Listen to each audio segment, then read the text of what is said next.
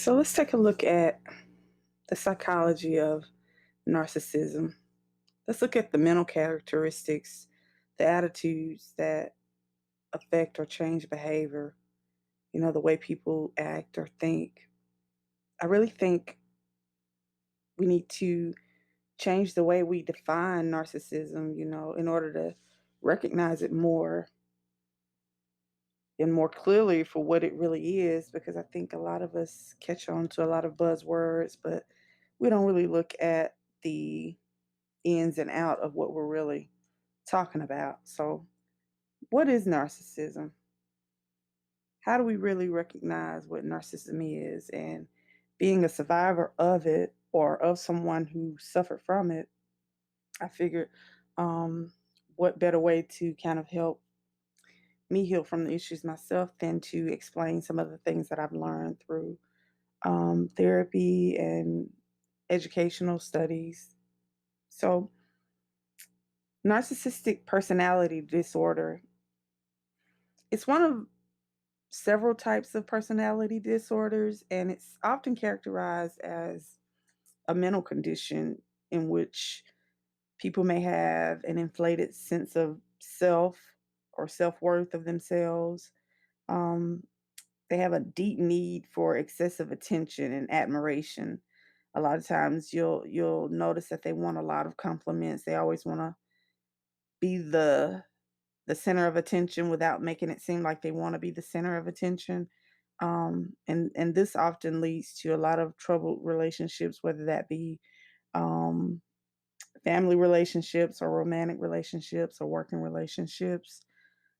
Um, there's often a lack of empathy for others, and narcissism, despite its outward appearance, is often masking that fragile self-esteem or those self-esteem issues that narcissists usually suffer from. So it's pretty much a cover up for them. A lot of the traits that they protrude onto others. Some symptoms or some things that might help you recognize narcissistic personality disorder, or what some use the acronym NPD as.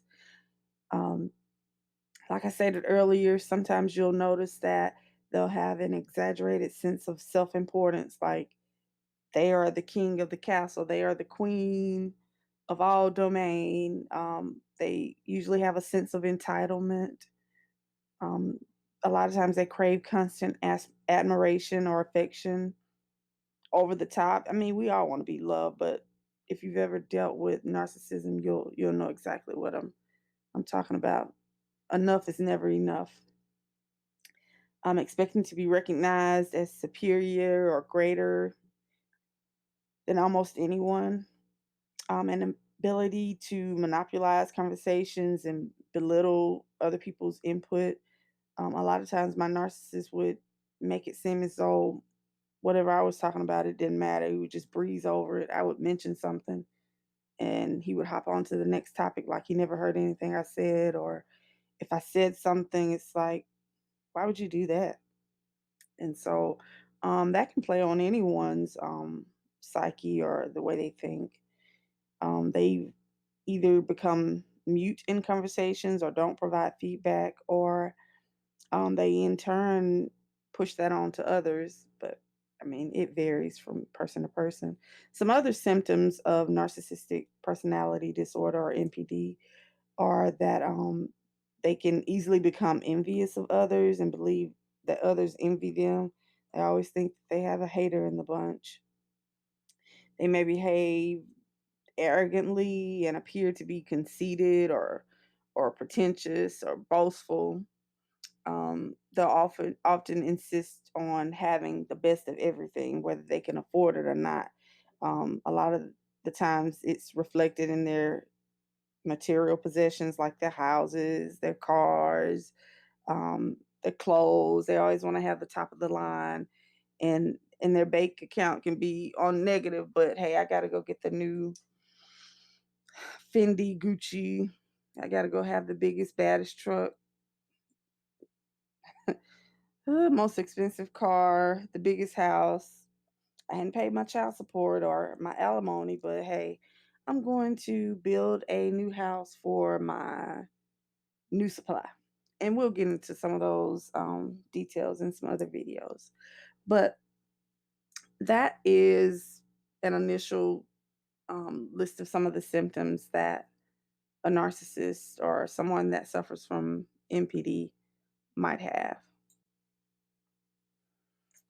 Okay, so because narcissism itself is defined as an excessive, overly ecstatic interest in or admiration of oneself, it's entirely possible to be a narcissistic person without having the personality disorder itself, meaning that you could have some of the traits of a narcissist. But some of you may wonder what's the difference. So, with narcissistic personality disorder, the traits and the symptoms, they're so intense that the person's life, their job, their relationships, just pretty much anything that they come in contact with can be compromised. They're at a risk of being exposed to the harmful effects of this person.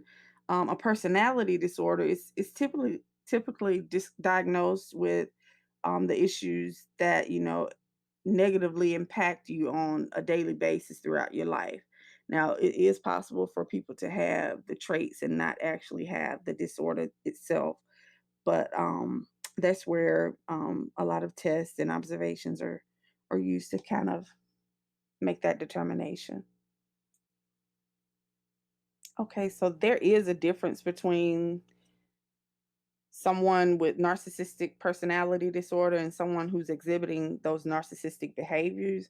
And that biggest difference is pretty much in the intent of those traits and how things are used. So, for example, a pathological narcissist will often purposely try to induce or create toxic environments and harmful relationships for the purpose in solely exploiting other people to serve their own agendas. So no one else matters but what they need or what they want.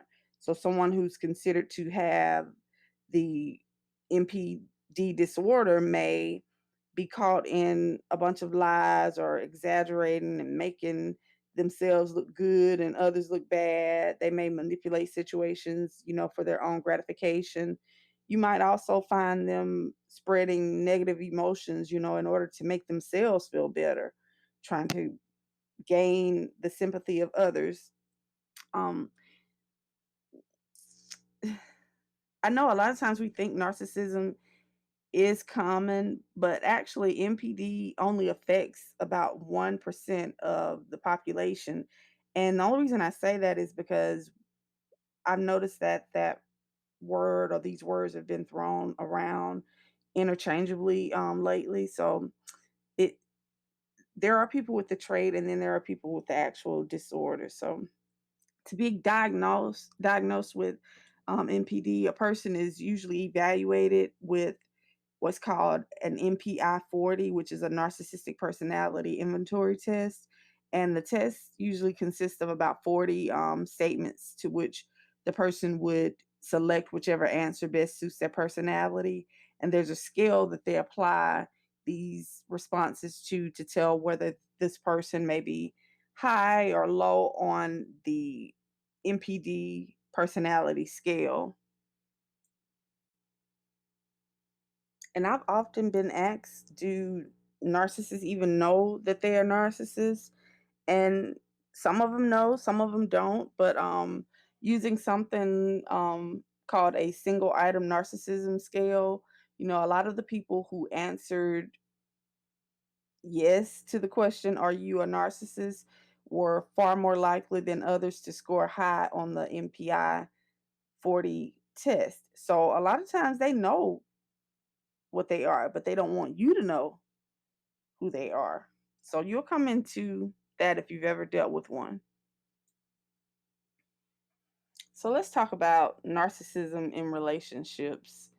And it's almost an oxymoron as they really can't be in a true relationship. While you might think, someone in your life, perhaps even, someone close to you is a narcissist, it's actually quite difficult for people with NPD to truly fall in love because there is an inherent lack of empathy, which makes it difficult for them to establish, long term and healthy relationships.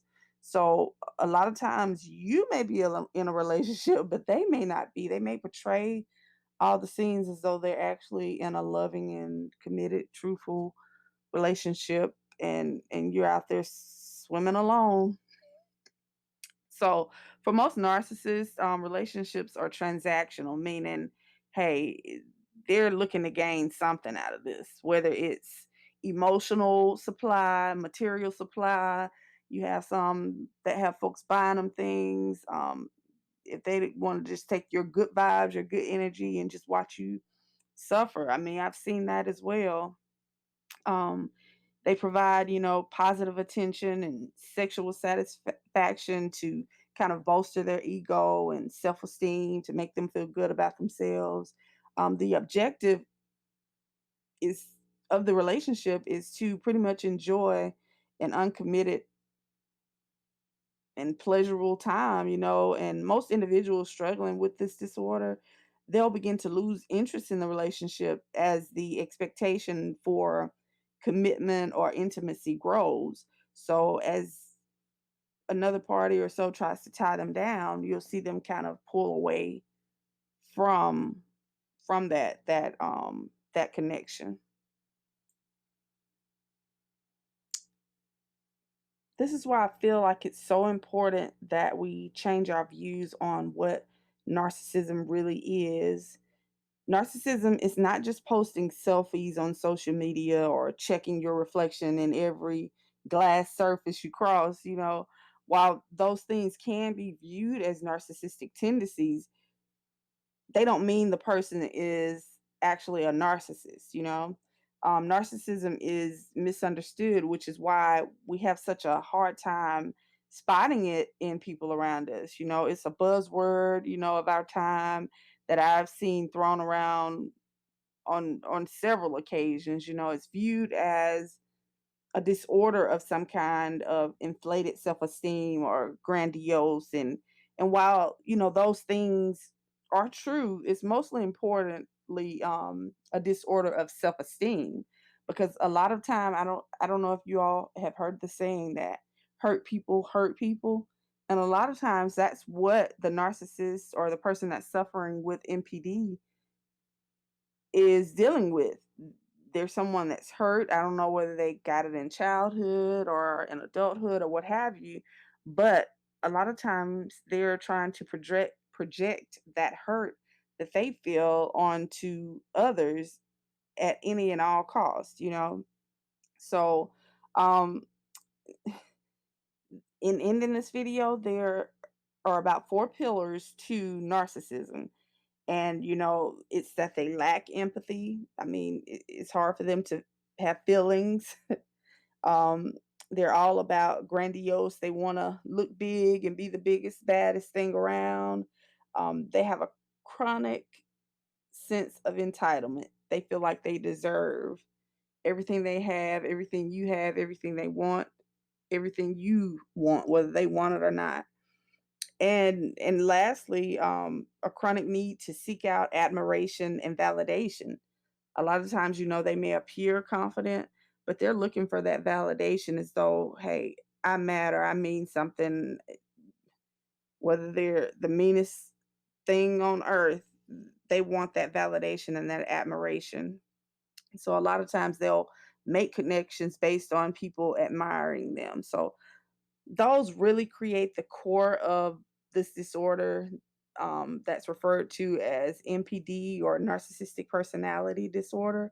So hopefully you've been able to take something from this video, and go ahead and hit that subscribe button, the notification button, because we will be churning out more and more material so we can help make sure that we spread the word on what narcissism actually is and some of the things that people may come into contact, because we really want to change the psychology of how narcissism is explained, made clear, and concise for us to recognize it when we see it. Thanks. Have a good day.